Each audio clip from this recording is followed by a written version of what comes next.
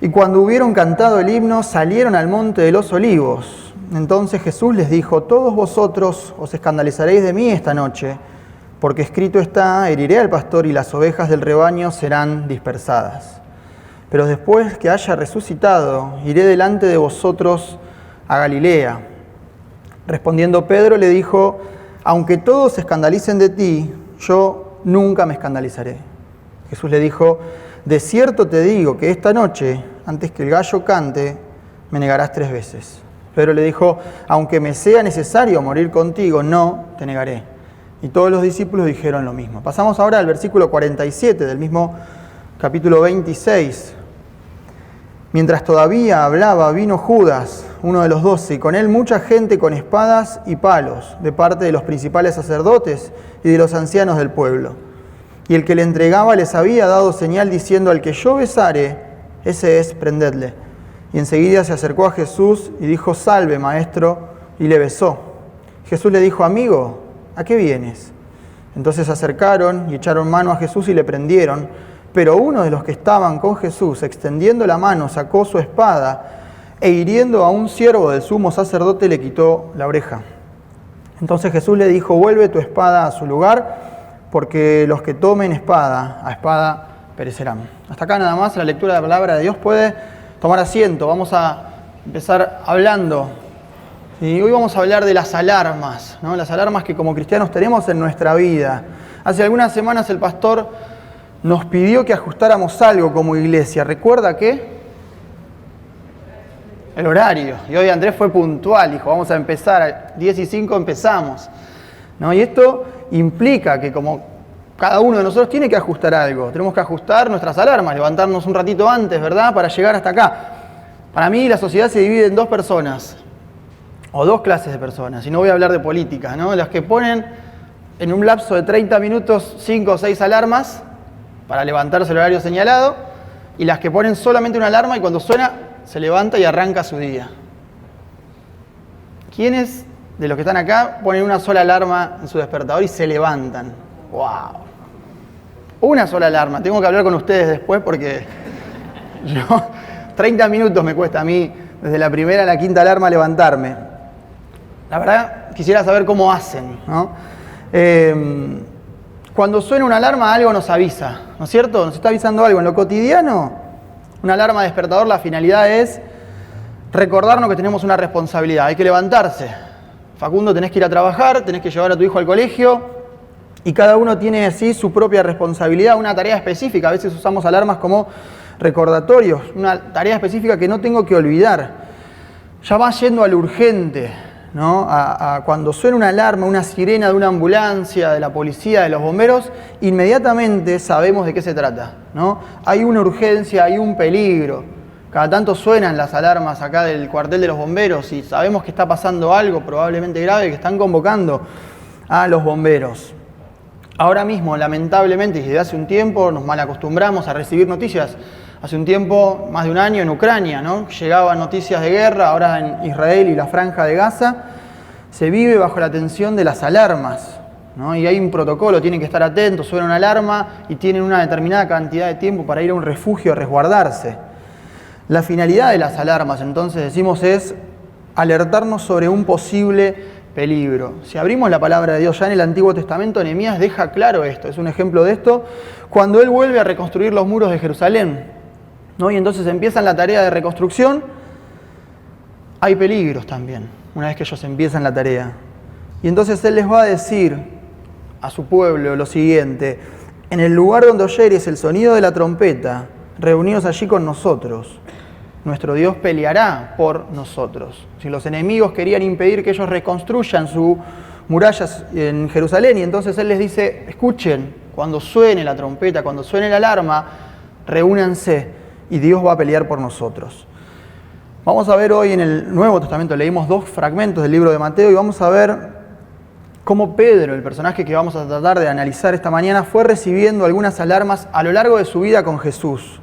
fueron momentos particulares, puntuales y enseñanzas que fueron marcándole a él su vida espiritual. Y hoy vamos a detenernos en 2 momentos puntuales, 2 alarmas.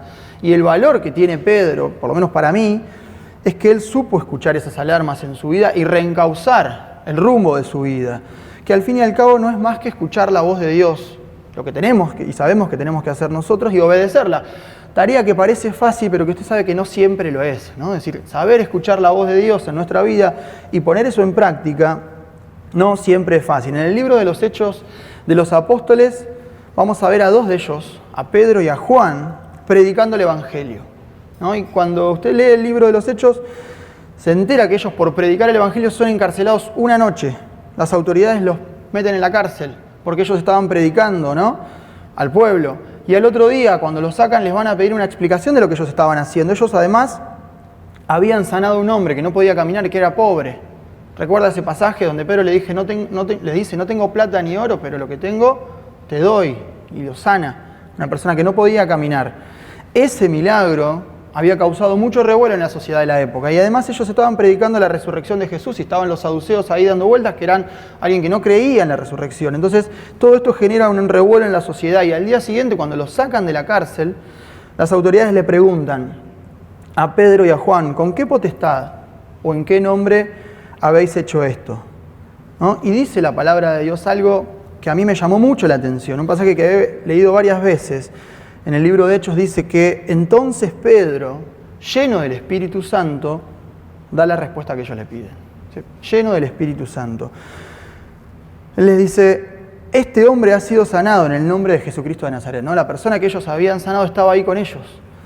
Dice, y agregan, a quienes ustedes crucificaron y a quien Dios resucitó de los muertos, hablando de Jesús, ¿no? Y hace un tiempo, haciendo mi devocional, me topé con este pasaje. Hechos 4:8. Dice, entonces Pedro lleno del Espíritu Santo. Y me hizo pensar, ¿no?, que fue y era toda una revelación del estado espiritual de Pedro, ¿no?, de un gran hombre de Dios. Lo que nos estaba diciendo el autor del libro de los Hechos es, este hombre, antes de contestar, estaba viviendo su vida espiritual de esta manera. Ahora, todos conocemos a Pedro, ¿no? Lo hemos visto en muchas oportunidades en los evangelios. Y antes de verlo en este episodio, lo vimos muchas veces actuar y hablar. Si yo le tuviera que decir a usted qué característica reconoce inmediatamente en Pedro, ¿qué diría usted? ¿Qué diría? ¿Cómo? Impulsivo. ¿Qué más? Amor a Dios también. Las 2 cosas conviven en Pedro en distintos momentos de su vida, ¿no? Lo que muchas veces vimos en Pedro y sabemos es que él, antes de llegar a este pasaje de Hechos, no se había dejado guiar por el Espíritu Santo.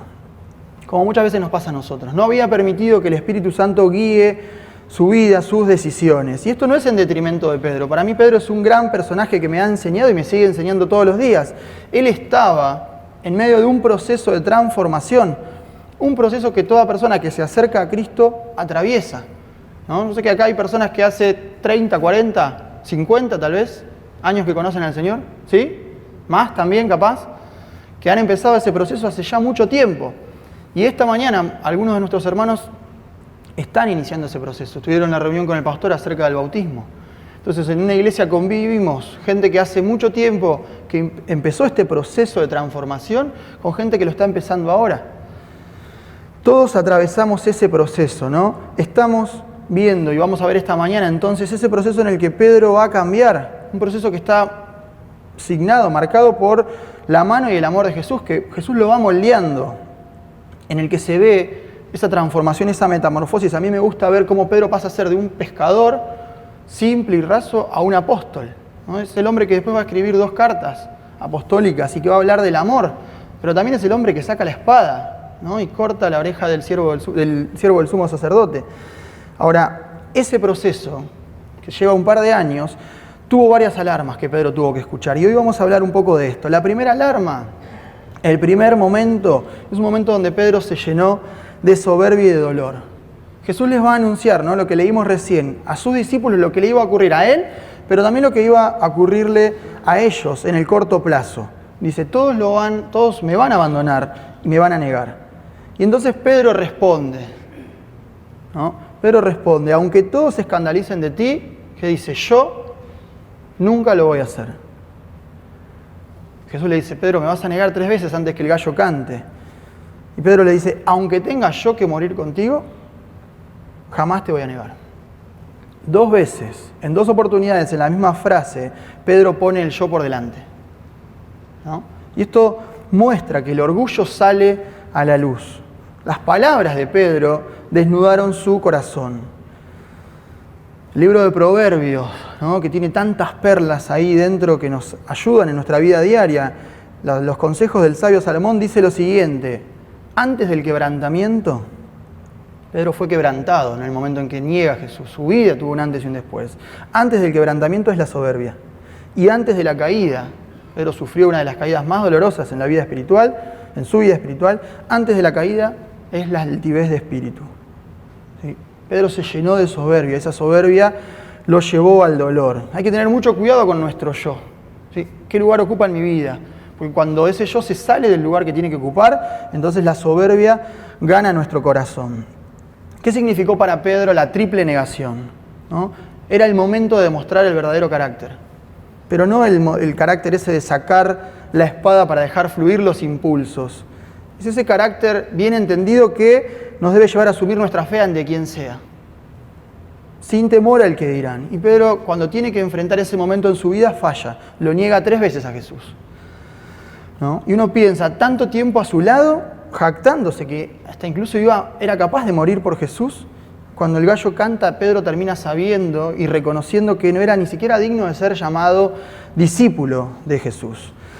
La negación es el fracaso más doloroso para Pedro, porque primero se llenó de soberbia y esa actitud lo llevó al dolor, lo llevó a la derrota, lo llevó al fracaso.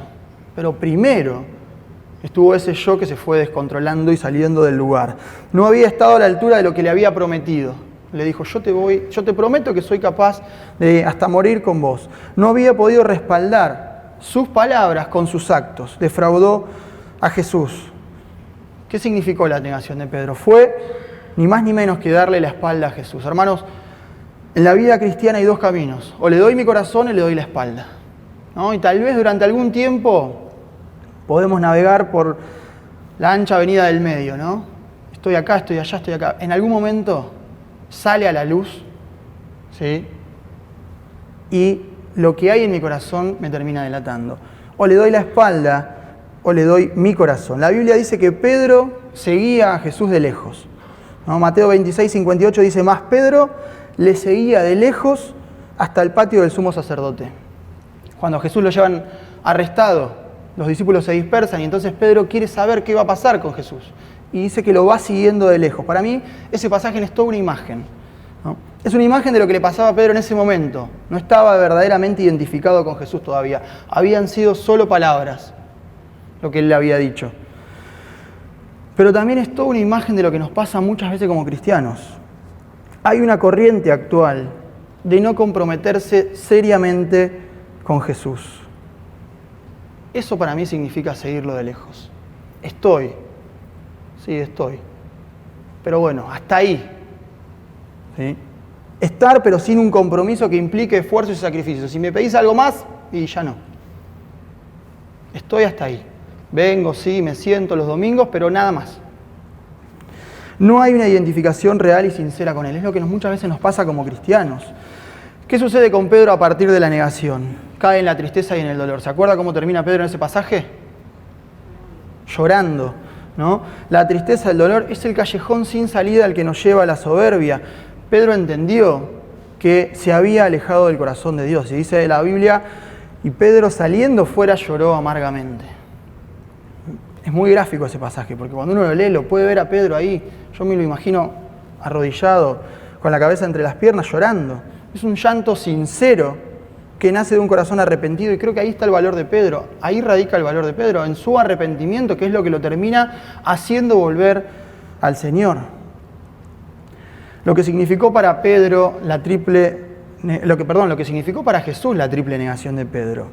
La palabra de Dios es bien descriptiva. Dice que Jesús lo miró a Pedro en el momento en que el gallo cantó. Pero fue una mirada llena de amor y de ternura, no de reproches, porque cuando Jesús nos mira lo hace con amor. a pesar de nuestros errores, a pesar de que lo neguemos una y mil veces, nos mira no para condenarnos, sino para levantarnos.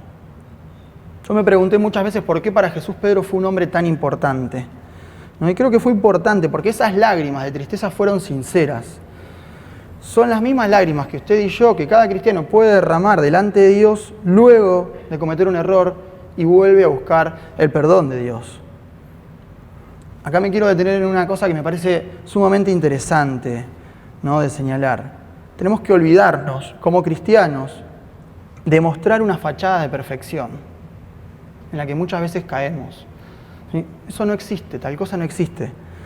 Como cristianos nos hemos obsesionado con mostrar una vida perfecta, ¿no? Y entonces queremos mostrar que nuestra vida es perfecta, que nuestra familia es perfecta, que nuestro trabajo es perfecto, que nuestros hijos son perfectos, y sabemos que en realidad eso no es así. La vida de Pedro nos enseña que la vida cristiana no es perfecta, que hay errores, que hay caídas, pero los cristianos muchas veces nos obsesionamos con construir un relato acerca de esto. ¿Y sabe qué es lo más peligroso? Que muchas veces consciente o inconscientemente transmitimos esto a las nuevas generaciones. ¿Sí? Yo crecí con esta idea de que el cristiano tiene que ser perfecto. Y no es así, un cristiano no tiene que ser perfecto, porque la búsqueda de esa perfección, sí tenemos que imitar a Jesús, ¿no?, que es nuestro ideal. La búsqueda de esa perfección muchas veces nos lleva a ser soberbios, a no reconocer que cuando hay errores tenemos que pedir perdón, que dar un paso atrás, que intentar de vuelta, reconociendo nuestros errores. Un cristiano no tiene que ser perfecto, un cristiano tiene que ser humilde. Tiene que ser humilde y buscar cada día agradar a Dios. Cada día buscar ser agradable a la vista de Dios. Y si me equivoco, pido perdón y lo vuelvo a intentar. Pedro fue importante porque no se quedó estancado en sus errores. Tuvo la oportunidad dada por Jesús de revertir su situación y la aprovechó. ¿No? Y entonces Pedro va a reafirmar en 3 oportunidades su amor por Jesús. Le dice: Señor, tú sabes que te amo. 3 veces lo dice. Jesús quiso transformarlo a Pedro desde el primer momento, desde el momento en que lo tuvo cerca en la pesca milagrosa. ¿Recuerda? El pastor habló de esto hace algunas semanas. ¿Sí? Pedro creía que Jesús era un maestro que enseñaba lecciones de ética y de moral.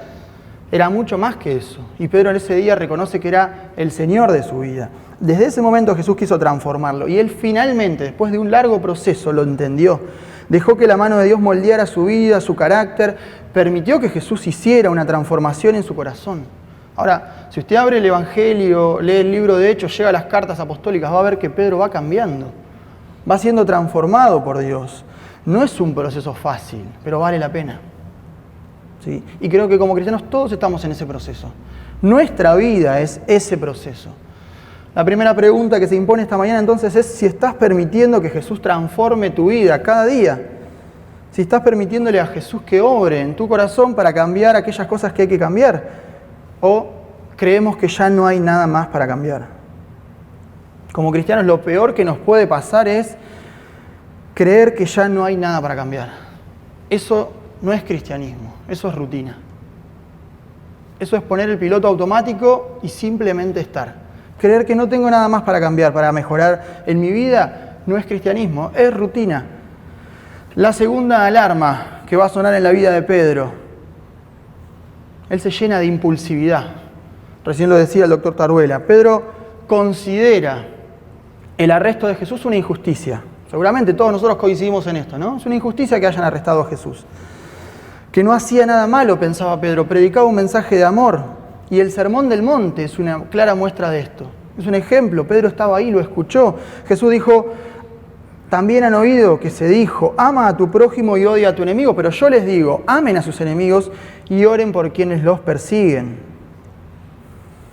Déjeme que le haga otra pregunta. ¿Cómo reaccionamos ante una injusticia? ¿Cómo reacciona usted ante una injusticia? Nos ha pasado muchas veces y nos va a seguir pasando enfrentarnos a muchas injusticias en la vida, situaciones que nos duelen y que nos van a doler, nos van a seguir doliendo. Haga conmigo un ejercicio. Piense en la situación más injusta que le haya tocado vivir. Ahora, piense, en este momento. No debe ser difícil, ¿no? Piense usted en su cabeza cuál es la situación más injusta que le haya tocado vivir. ¿Lo tiene? Ahora piense lo siguiente, ¿qué le hubiese gustado hacer? Su primera reacción, lo que nos nace, lo que nos brota. ¿Qué le hubiese gustado hacer en ese momento cuando sufrió injustamente? Eso es la impulsividad. ¿Sí? Ahora pensemos, ¿qué hubiese hecho Jesús en mi lugar? ¿Cómo hubiese reaccionado? Esa es la manera en la que un cristiano tiene que enfrentar una injusticia. Ahora, la moneda tiene dos caras, ¿no? Y esta situación del arresto de Jesús nos muestra las dos caras de la moneda. Por un lado, la impulsividad de Pedro, y el arresto de Jesús saca a relucir lo peor de Pedro. Estamos en presencia del peor Pedro, el que va a dejar nacer todo lo que tiene adentro. Ahora, no porque no tuviera una buena intención, él estaba defendiendo a Jesús. En definitiva, su intención en el fondo, muy en el fondo, era buena, ¿sí? Pero la estaba canalizando de una manera inadecuada. Pedro deja salir el impulso. ¿Qué es el impulso? El impulso es el deseo o motivo afectivo que induce a hacer algo de manera súbita sin reflexionar.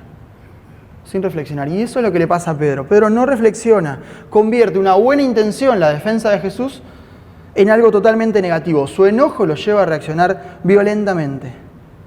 Por otra parte, su reacción, además de impulsiva, es totalmente irresponsable. Él pone en peligro a todo el grupo de discípulos que estaba con él. Dice la Biblia que vino Judas y con él mucha gente con espadas y palos.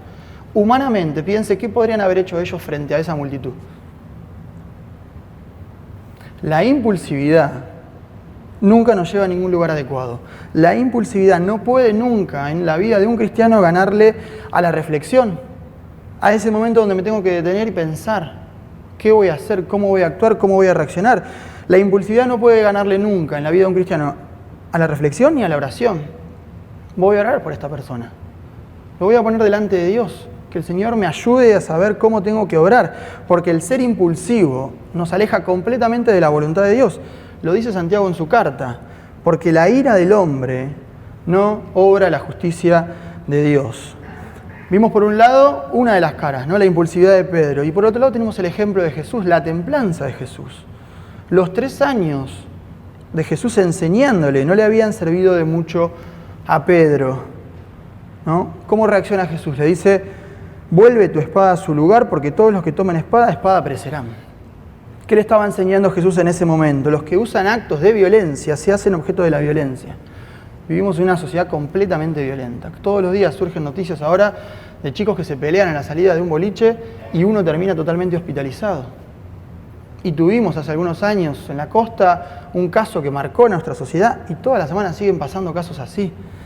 Los que usan actos de violencia se hacen objeto de la violencia. Actos así nunca traen buenas consecuencias. Jesús había venido a otra cosa, había venido a pacificar y Él lo enseña en el Sermón del Monte. Y Pedro, dijimos, había escuchado, bienaventurados los pacificadores porque ellos serán llamados hijos de Dios. Jesús detiene el accionar de Pedro a pesar de su buena intención. Porque el fin nunca justifica los medios para un cristiano. Cuando nos enfrentamos a una injusticia, entonces tenemos que aprender a mirar a Jesús. ¿Cómo reacciona? Le dice a Judas, a su entregador, amigo, ¿a qué vienes? Amigo. Amigo, le dice, ¿a qué vienes? Jesús sabía que venía Judas, sabía que venía a entregarlo. Su forma de reaccionar, completamente opuesta a la reacción de Pedro, nos enseña a sobrellevar ese mal trago de amargura, de injusticia, de tristeza, de enojo, de ira. ¿Te imaginas que Jesús no estaba pasando por eso también?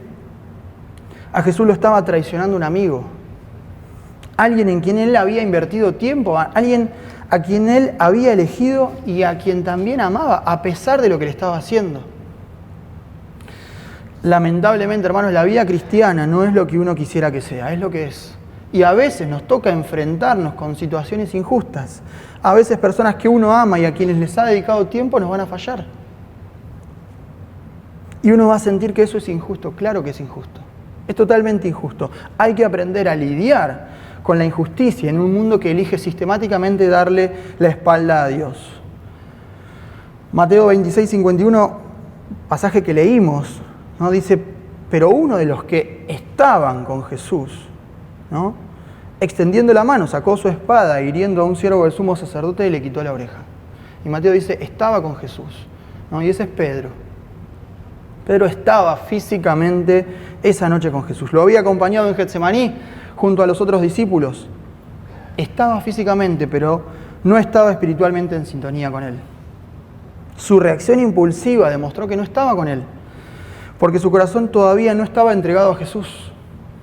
Recordemos entonces que Él estaba en medio de ese proceso de transformación y de cambios, ¿no? Yo pensaba esta semana, puedo estar físicamente hoy acá sentado. Puedo haber cantado, puedo haber orado, puedo haber participado de toda la liturgia que tiene un culto cristiano como el que tenemos cada domingo, pero tal vez mi corazón ya haya quedado en casa esta mañana. ¿Lo pensó alguna vez? Yo estoy convencido que el corazón de Pedro esa noche se había quedado en la casa. No estaba ahí con Jesús. Pasa más de lo que uno cree. ¿Sí? Puedo estar físicamente hoy acá sentado, pero eso no es lo importante. Lo que importa realmente es dónde está mi corazón. ¿Qué tengo dentro de él? ¿De qué lo lleno a diario? ¿Qué permito que entre a mi corazón? No sé cuántos de ustedes han leído alguna vez el cuento de Edgar Allan Poe, El corazón delator. ¿Lo tiene? ¿Lo ubica?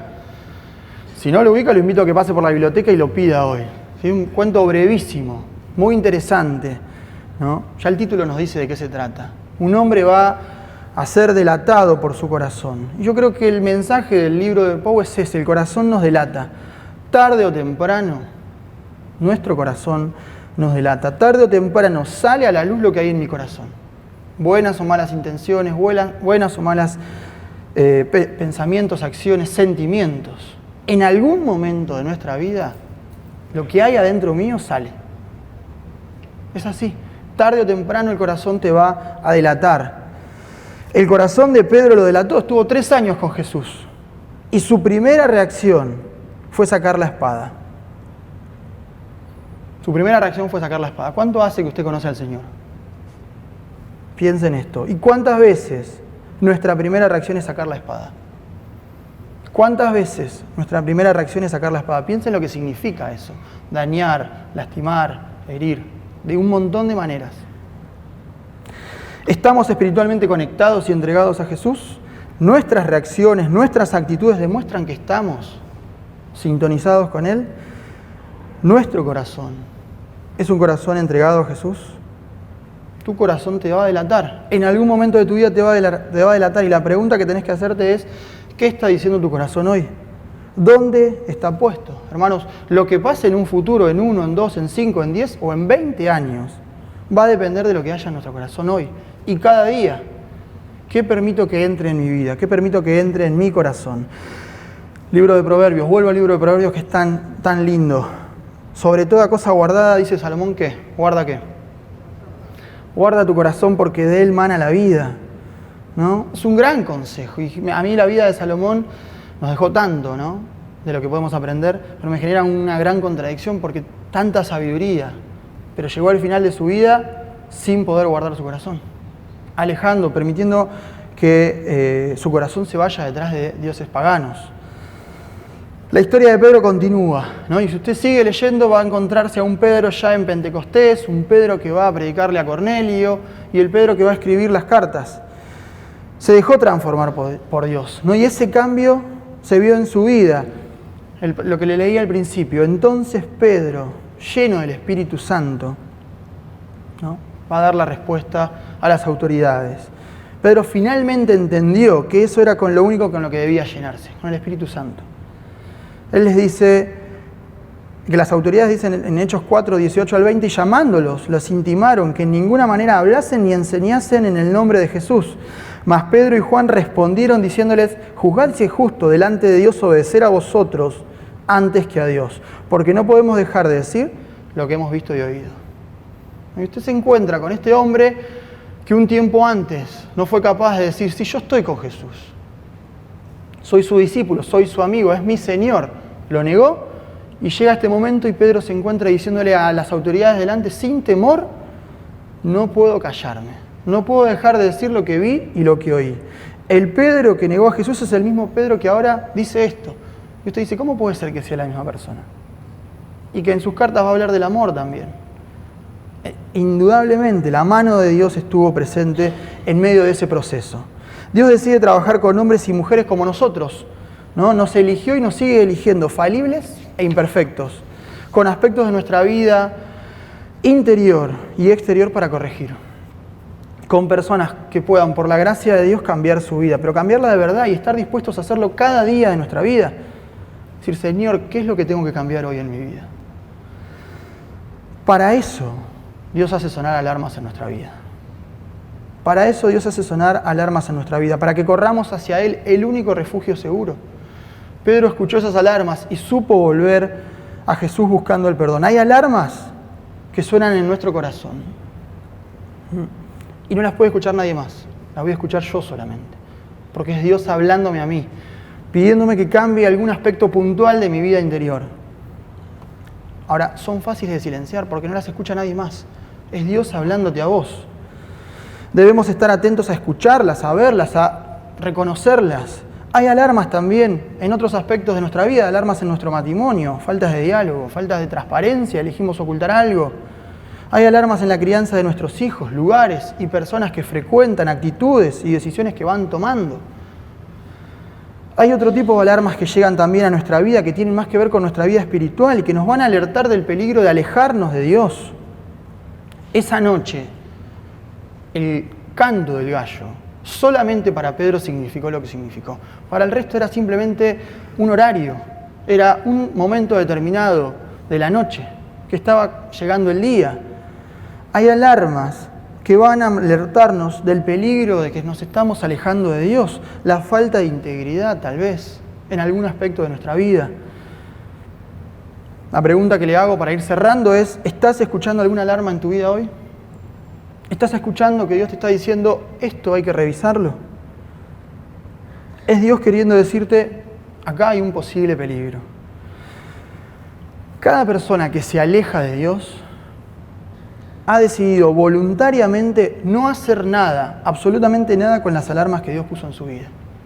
Si yo me niego a pensar que una persona que le da la espalda a Dios pueda llegar a decirme, Dios no me avisó de esto, no me dijo nada.